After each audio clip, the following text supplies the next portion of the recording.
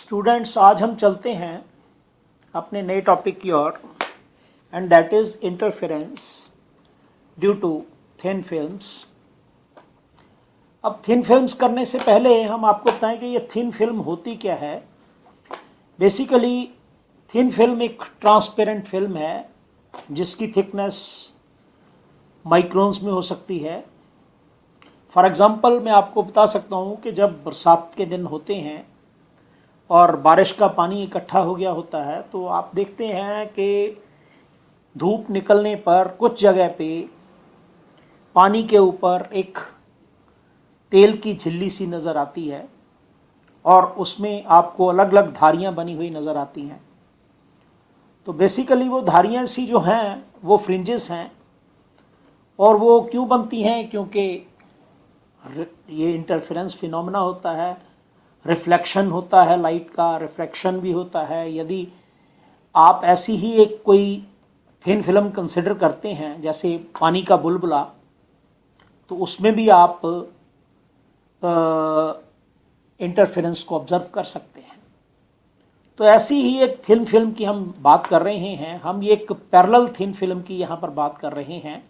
Parallel thin film का मेरा मकसद है कि जैसे ये मैं यहाँ डायग्राम में दिखा रहा हूँ कि ये हमारी थिन फिल्म है X1, Y1, X2, Y2। इसमें जो X1, Y1 है ये X2, Y2 के पैरेलल है। जो सरफेस हैं दोनों ये आपस में पैरेलल हैं।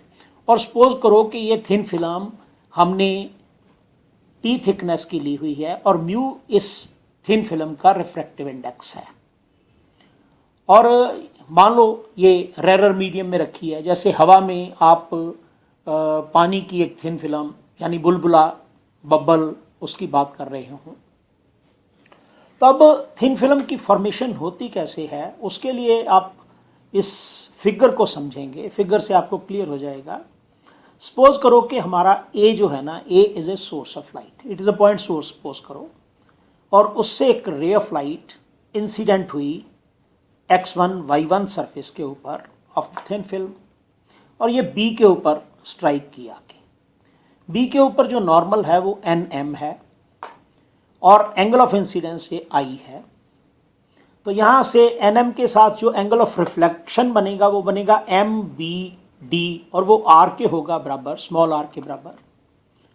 तो क्योंकि आपको पता ही है angle R is less than I, reflection में ऐसा होता है। तो जब B के ऊपर ये रे स्ट्राइक करेगी तो बी के ऊपर दो फिनोमिना करेंगे। One is reflection and the other is refraction. जो रिफ्लेक्टेड पार्ट है it will go along BC, ये इधर को जाएगा, और ये हमने रे 1 के रूप में इसको दिखाया हुआ है। And the refracted part will go along BD, ये B से D की तरफ जाएगा, ये हमने बनाया। और ये जो थिन फिल्म है उसके दूसरे सरफेस X2, Y2 के ऊपर एट पॉइंट D के ऊपर ये हिट करेगा, स्ट्राइक करेगा। जब ये D के ऊपर स्ट्राइक किया तो D के ऊपर द्वारा से दो फिनोमिना करेंगे।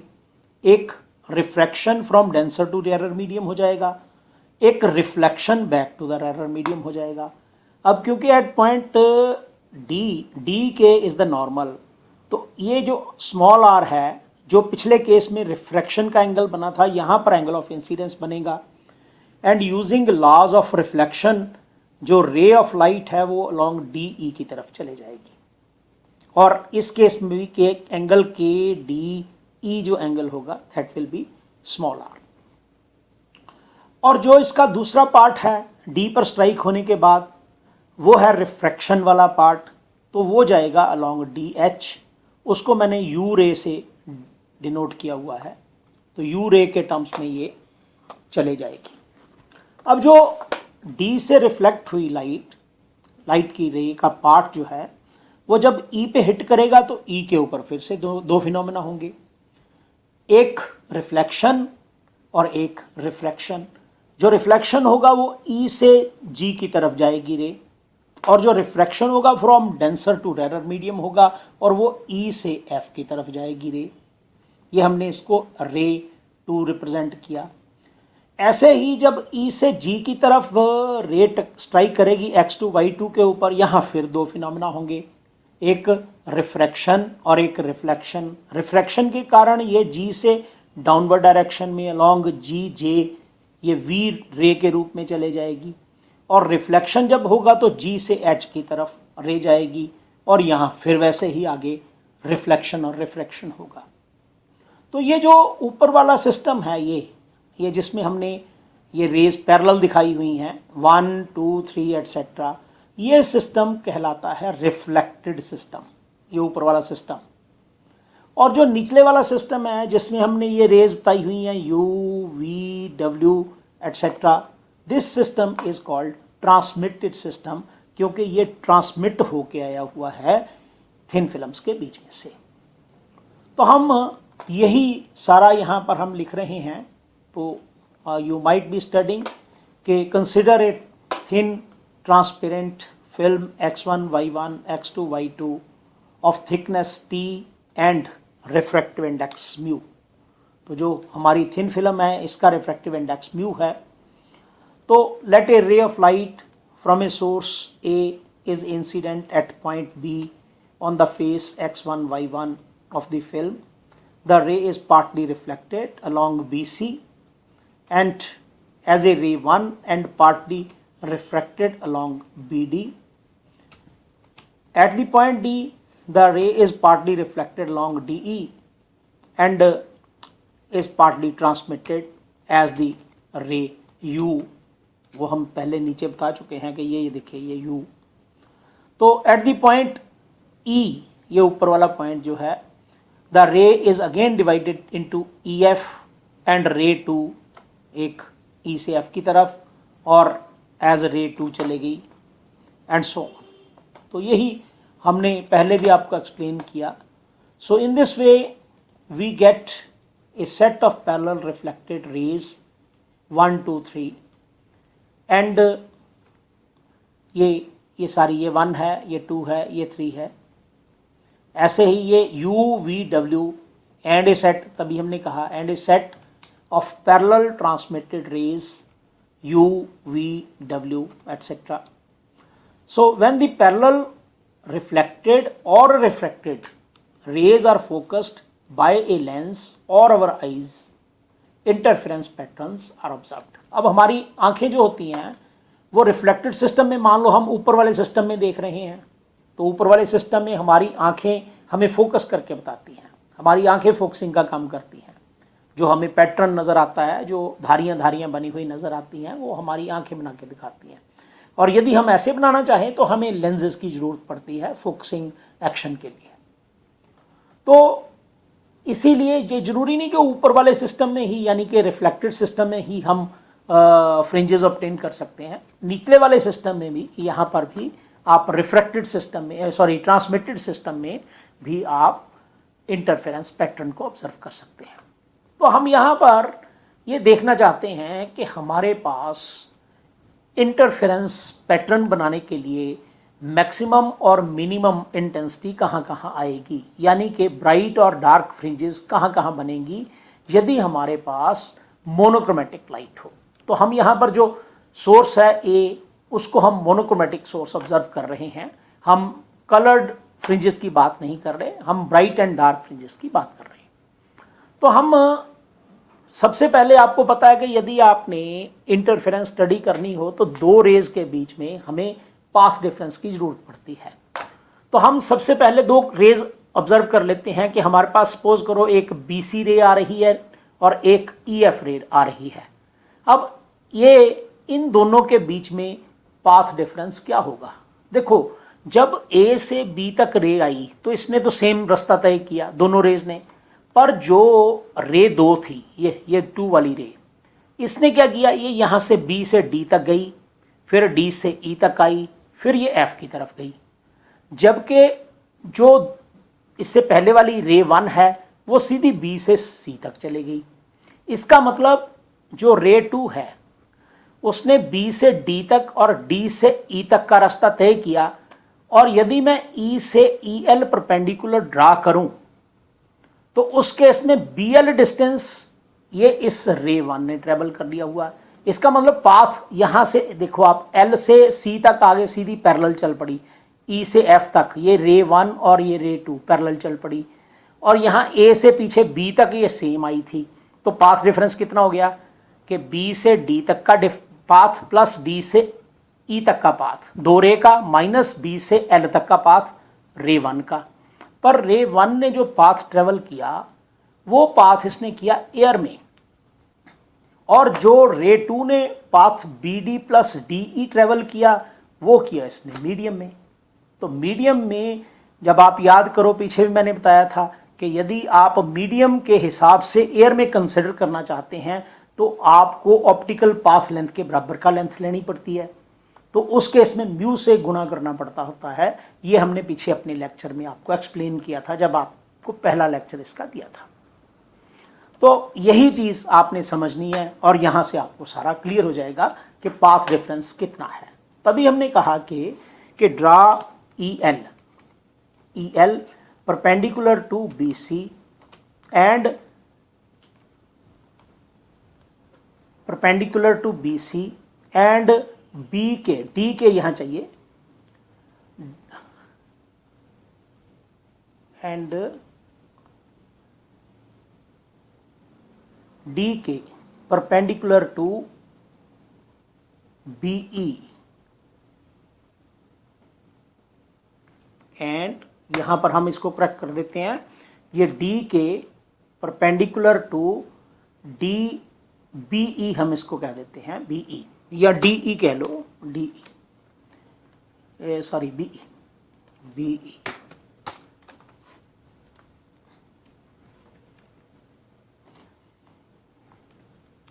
तो यहाँ पर हम कह देते हैं draw E L perpendicular to B C and D K perpendicular to B E. मतलब ये कि ई से ई एल परपेंडिकुलर और ये डी से डी के परपेंडिकुलर, ये बी ई को परपेंडिकुलर ड्रा कर दिया। तब आप याद करो कि एंगल एल ई बी, ये angle L E B it is equal to angle I. आप करके देख लो, ये हमने आगे भी प्रूव किया था जब हाइजेंस प्रिंसिपल करवाए थे कि ये यदि एंगल आई है तो ये भी एंगल आई ही होता है। और साथ ही साथ एंगल बी डी के ये एंगल आर होगा, क्योंकि एंगल ऑफ रिफ्लेक्शन हमने बी एम डी एंगल को आर माना हुआ है, तो इसलिए ये अल्टरनेट एंगल के हिसाब से ये भी आर होगा। और जब आप लॉज ऑफ रिफ्लेक्शन करेंगे तो एंगल के डी ई भी आर के बराबर आएगा। अब हमने कहा कि as the distance travelled by ray passing through the medium is B D plus D E, मैंने पहले ही आपको समझाया। Thus the optical path difference between reflected rays BC and EF is given by, तो path difference x होता था तो it will be BD plus DE in a medium, in medium minus BL in air, मतलब BD plus DE ये medium में थे और B से L ये एयर में था। ये आप देख सकते हैं क्योंकि ये x1, y1, x2, y2 के बीच का जो हिस्सा है वो मीडियम का है, तो इसीलिए हमने इसको कह दिया कि x is equal to mu into B D plus D E and minus B L, क्योंकि हमने एयर के बराबर की ऑप्टिकल पाथ की कंसिडरेशंस की हैं और ये पीछे हमने एक्सप्लेन कर दिया था कि कैसे होता है। अब हम यदि इक्वेशन ये अपनी ट्राइंगल देखें बी ई एल, ये इसमें sine I will be equal to perpendicular over hypotenuse and this will be B L upon B E. See figure B L upon B E, या फिर B L is equal to cross multiply करेंगे तो it will be B E sine I. तो ये equation 2 हम लिख लेते हैं क्योंकि हमें यहाँ इक्वेशन 1 में चाहिए ये चीज़ें, बी एल की जरूरत पड़ेगी तो हमने वो ट्राइंगल से ले ली। ऐसे ही हमें बी डी और डी ई की जरूरत पड़ेगी तो हम ये ट्राइंगल्स ले लेंगे, बी डी के और के डी ई, ये ट्राइंगल से हम निकाल सकते हैं। तो इसीलिए हमने यहाँ कहा from triangle D B K sine r is perpendicular over hypotenuse that is B K divided by B D. और यहाँ से यदि बी के निकालें तो it will be B D sine r, या फिर यहाँ क्योंकि हमें बी डी चाहिए तो हमने बी डी की वैल्यू निकाली, B D is equal to B K upon sine R, call it equation 3। ऐसे ही यदि इस दूसरे ट्रायंगल में देखें, कौन सी, के डी ई, के डी ई ट्रायंगल में आप ई डी निकाल सकते हैं बिल्कुल ऐसे ही, और ये आएगा के ई अपॉन साइन आर, क्योंकि आप साइन निकालेंगे, sine r is equal to K E upon E D आएगा, तो E D is equal to K E upon sine are. अब मैं यहाँ पर आपको रेफरेंस के लिए बता दूँ कि जो हमारी ट्राइंगल्स हैं बी डी के और K D E, these are congruent triangles, तो ये आप आसानी से देख सकते हैं क्योंकि R angle is equal to R angle आ जाएगा, के डी कॉमन आ गया, और ये जो एंगल अराउंड के है यानी कि बी के डी और ई के डी ये 90 डिग्री के बराबर हैं, तो दीज ट्रायंगल्स आर कॉन्ग्रुएंट, तो इसीलिए हम ये आसानी से निकाल सकते हैं। तो अब मैंने इक्वेशन 3 में बी डी निकाल लिया, इक्वेशन 4 में ई डी निकाल लिया, और पीछे आप देखो इक्वेशन 2 में ये मैंने बी एल निकाला था, तो मैं यहाँ इक्वेशन 1 में ये पुट कर देता हूँ तीनों वैल्यूज़। ये जब तीनों वैल्यूज़ पुट करेंगे तो हमारे पास क्या बन जाएगा, x is equal to mu into bracket starts B K upon sine are plus K E upon sine R bracket closed minus B E sine I. और आप याद करो अभी मैंने बताया कि ट्रायंगल्स कॉन्ग्रुएंट है, तो B K is equal to K ई है, तो इसीलिए B E two times B K हो गया ना, बी के और के ई दोनों बराबर हैं, तो बी से ई तक की दूरी 2 गुना बी टाइम्स बी से के तक की दूरी, तो इसीलिए हमने कहा कि but B K is equal to K E and B E is equal to 2 B के।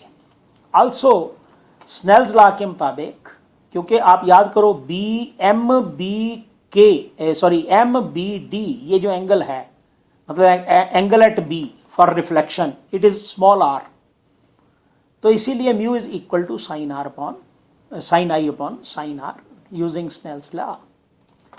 तो इसीलिए यहाँ हम क्या करेंगे, हम यहाँ से साइन आई की वैल्यू निकालेंगे, sine I is equal to mu sine R आ जाएगा, तो म्यू साइन आर ये हम साइन आई की जगह ये ऊपर पुट कर देंगे, और तभी हमारे पास आ गया x is equal to mu bracket starts B K upon sine are plus आगे के ई को भी हमने बी के लिख दिया, तो B K upon sine r minus B E को हमने 2 बी के लिख दिया, और साइन आई को हमने म्यू साइन आर लिख दिया ऊपर वाली स्नेल्स लॉ की मदद से। और इसमें से अब आप यदि देखें तो इट विल बी अंदर इसके ब्रैकेट के अंदर, तो ये 2 B K upon sine are बन गया, सो देयरफॉर ये हमारे पास आ गया this is equal to mu into bracket starts 2 B K upon sine R and then minus 2 mu into B K sine are. तो ये हमारे पास x की वैल्यू आ गई। अब आप यहाँ से देखें तो 2 बी के इंटू म्यू आप कॉमन ले सकते हैं, तो 2 mu into B K common, तो अंदर आ जाएगा 1 over sine r minus sine are, तो यही हमने अगले स्टेप में किया।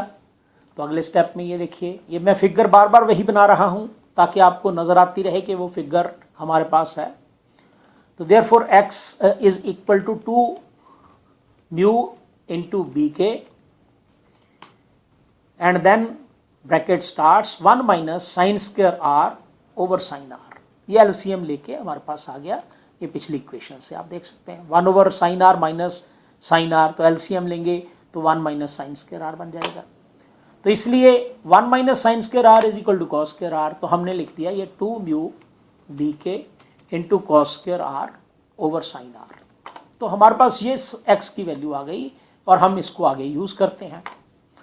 पर हमें जो उत्तर चाहिए ना वो in terms of thickness of the thin film चाहिए, और थिकनेस है x1 से x2 की दूरी यानी स्मॉल t, यानी कि k d के बराबर, k से d तक की दूरी के बराबर। तो हमें आंसर चाहिए k d के टर्म्स में।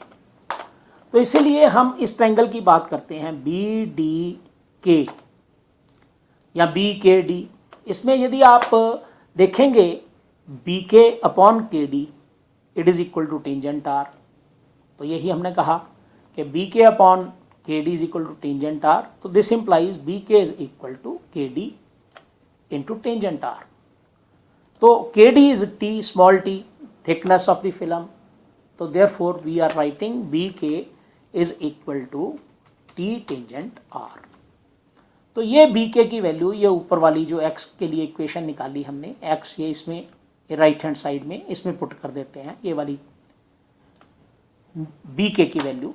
तो therefore x comes out to be equal to, x is equal to 2 mu t into tangent r and then multiplied by cos square are over sine r. या फिर आप tangent r को लिख सकते हैं sine r upon cos r.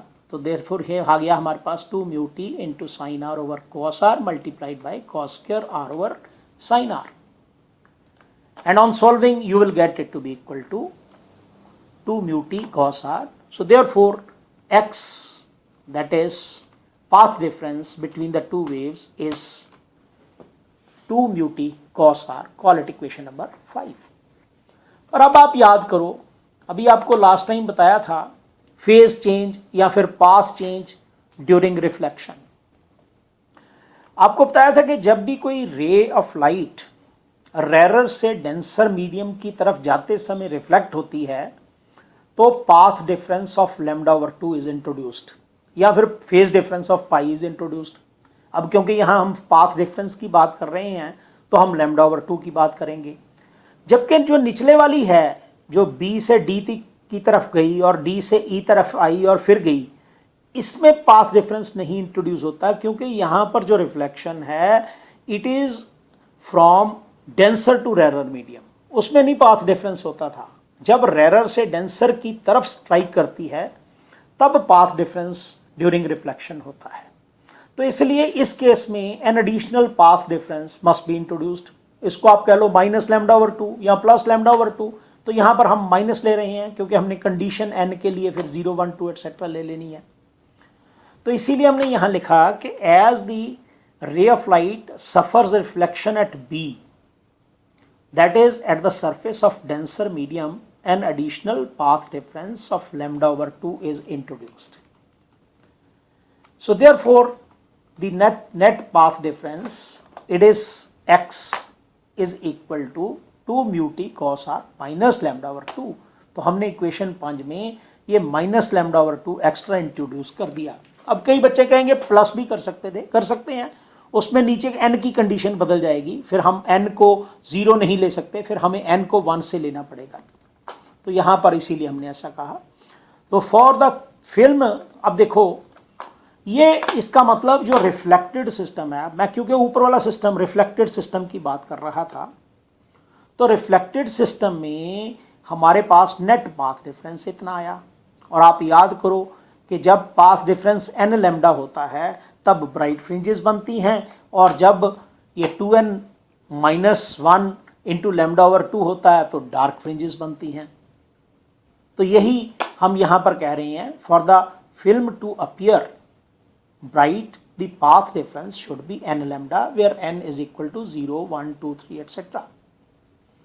तो इसीलिए हमने कहा कि therefore 2 mu t cos r, 2 mu t cos r minus lambda over 2 must be equal to n lambda, या फिर हम कह सकते हैं 2 mu t cos r is equal to n lambda plus lambda over 2।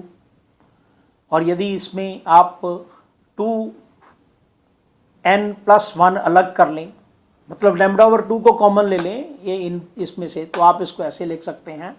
तो 2 mu t cos r it is equal to 2n+1 into lambda over 2. Call it as equation number 6. So this gives the condition for formation of bright fringes in the reflected system. अब यदि मैं dark fringes की बात करूं तो मैं कहूंगा कि for the formation of dark fringes path difference must be equal to 2n-1 lambda over 2। तो आप कहेंगे यहाँ तो प्लस लेते थे, आप प्लस भी ले सकते होते हैं, फिर यदि आपने लेफ्ट हैंड साइड पे प्लस लिया होता तो राइट हैंड में भी प्लस यहाँ ले लेते, तो हार्डली मैटर्स। तो इसीलिए ये आ गया हमारे पास 2 mu t cos r minus lambda over 2 it's equal to n minus 1 into lambda over 2। तो यदि आप इसको सॉल्व करेंगे तो you will find that 2 mu t cos r is equal to n lambda। तो this gives the condition for dark fringes. तो dark fringes इस condition के हिसाब से बनेगी और ब्राइट फ्रिंजेस इक्वेशन 6 के हिसाब से बनेगी। तो ये था रिफ्लेक्टेड सिस्टम जो हम पीछे अपनी डायग्राम में बता रहे थे। तो ये डायग्राम में ये ऊपर वाला सिस्टम जो था ना, ये हमने कहा 1 रे 1, ये रे सेकेंड, ये रे थर्ड। तो ये ऐसी रेज जो हैं ये रिफ्लेक्टेड सिस्टम की रेज है। अब आप कहेंगे कि भाई नीचे वाली भी तो रेज आ रही हैं, ये यू वी डब्ल्यू, ये वाली रेज। तो ये जो रेज हैं ये वाली, ये यू वी डब्ल्यू यानी डी एच है, जी जे है एंड सोन। तो ये जो रेज हैं they form the transmitted system. और जो ट्रांसमिटेड सिस्टम होता है उसकी भी कैलकुलेशन ऐसे ही होनी है। उस केस में जी से ये परपेंडिकुलर ड्रा करेंगे, बाकी वैसे ही यहाँ से ये देखिए, यहाँ से आप कहेंगे कि डी तक की रे सेम रहेगी, उसके बाद ये डी से ई गई, ई से जी गई और फिर आगे को जे की तरफ गई, और फिर जी से यहाँ परपेंडिकुलर करेंगे, जैसे जी टी परपेंडिकुलर ड्रा कर लो। तो उसमें भी बिल्कुल वैसे का वैसा ही थ्योरी चलेगी। उसमें ये आएगी डी ई और ई जी, ये मीडियम में आपने कवर किया डिस्टेंस, और यहाँ जी से यदि जी टी परपेंडिकुलर करते हैं तो डी से टी तक की दूरी एयर में ट्रेवल की। जैसे हमने पीछे पाथ डिफरेंस निकाला रे 1 और रे नंबर 2 के बीच में, ऐसे ही रे नंबर वी, रे वी और रे यू के बीच में भी पाथ डिफरेंस ऐसे ही निकलेगा और उसमें भी वैसी ही कंडीशन आएगी। पर इस केस में कोई एडिशनल पाथ डिफरेंस नहीं आता। जैसे हमने कहा ना पीछे कि रिफ्लेक्शन के केस में additional path difference is introduced, that is lambda over 2 due to reflection। Transmitted system में कोई एडिशनल पाथ डिफरेंस नहीं आता, इसीलिए हम सिंपल यही कह सकते हैं कि 2 mu t cos r is the path difference। तो हमने यही कहा कि in case of transmitted system no extra path difference is introduced, therefore the path difference is 2 mu t cos r। तो इसीलिए for the formation of bright fringes, that is film to appear bright, 2 mu t cos r must be equal to n lambda, and for film to appear dark, 2 mu t cos r must be equal to 2n plus 1 lambda over 2। अब यहाँ पर आप 0 1 2 ले रहे हैं। यदि मान लो अब कई बच्चे कहते हैं कि नहीं पीछे माइनस था तो मैं यहाँ माइनस कर दूंगा, हार्डली मैटर, कोई फर्क नहीं है उसका, तो मैं यहाँ पर ये माइनस कर दिया।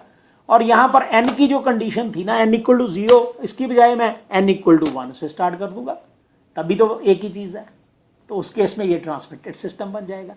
तो यहाँ प्लस भी हो सकता है, प्लस होगा तो ये 0 से स्टार्ट होगा n, यदि यहाँ माइनस होगा तो ये 1 से स्टार्ट होगा n। तो ये ट्रांसमिटेड सिस्टम में भी वैसे ही डार्क एंड फ्रिंजेस और ब्राइट फ्रिंजेस, डार्क फ्रिंजेस और ब्राइट फ्रिंजेस वैसे ही बनती हैं जैसे कि हमारे पास रिफ्लेक्टेड सिस्टम में बनती हैं। पर फर्क क्या है फिर?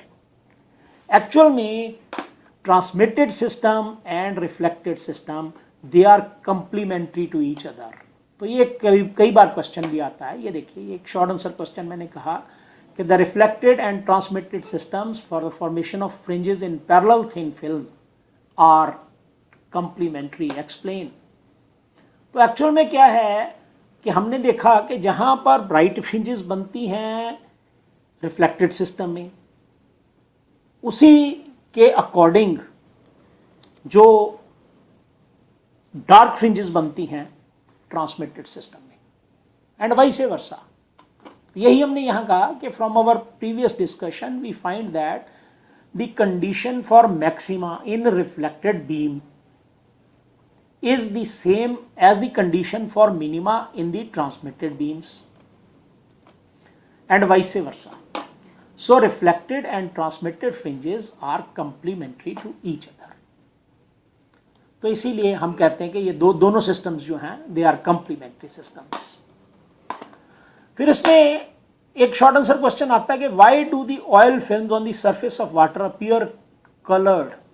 एक्चुअल में कलर्ड क्यों होती है नजर? तो उसमें सिंपल सा रीजन है कि the oil film on the surface of water appear color due to interference of white light reflected from the upper surface and a lower surface of the film. तो मैंने पहले ही आपको बताया कि जो हमारी जो ऑयल फिल्म्स हैं बन जाती हैं बरसातों के दिनों में, आपने देखा होगा वहाँ पे अलग अलग रंग की धारियाँ नज़र आती हैं, तो that is the formation of coloured fringes. एक और इसमें हमारे पास शॉर्ट आंसर क्वेश्चन आता है कि why does the colour of a thin film on the surface of water continuously changes. आप जब थिन फिल्म को देखते हैं बरसातों के दिनों में, जैसे मैंने आपको बताया, तो आप जब चलते हैं या अपना सिर हिलाते हैं तो उस केस में आपको चेंज नज़र आता है, कलर में चेंज नज़र आता है। ऐसा क्यों होता है? एक्चुअली में उसका कारण है कि location of bright and dark fringes produced by the oil film depends upon thickness of film. The thickness of film on the surface of water varies continuously and as a result the position of colored fringes also varies. So this appears as a variation in the color of the films. तो ये इस करके हमारे पास ये colours हमें नज़र आते हैं और ये मूव करते हैं, चेंज करते हुए हमें नज़र आते हैं। This is the reason for that. तो ये जो हमने भी फ्रिंजेस की बात की, कलर्ड हमारे थिन फिल्म्स की, तो उसमें आप देख रहे हैं कि हमारे पास जो फिल्म्स के दो सरफेस थे वो आपस में पैरेलल थे। अब जरूरी नहीं है कि दो सरफेस हमेशा पैरेलल ही हों, वो किसी एंगल के ऊपर भी हो सकते हैं। तो वो हम नेक्स्ट लेक्चर में स्टडी करेंगे कि यदि वेज शेप्ड थिन फिल्म होती है तब क्या होता है। तो that will be taking in the time to come. Thank you.